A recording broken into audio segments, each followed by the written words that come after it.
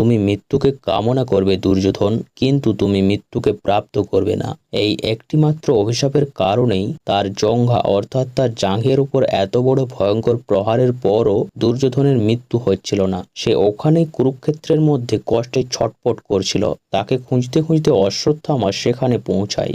নিজের মিত্র দুর্যোধনকে এই অবস্থায় দেখে অশ্বত্থামা ক্রোধে চিৎকার করতে লাগলো, আর সে ক্রোধে আত্মহারা হয়ে প্রতিজ্ঞা নেয়, আমি পাণ্ডবদের সমাপ্ত করে দেব। এটা বলেই সে পাণ্ডবদের শিবিরের দিকে এগিয়ে গেল।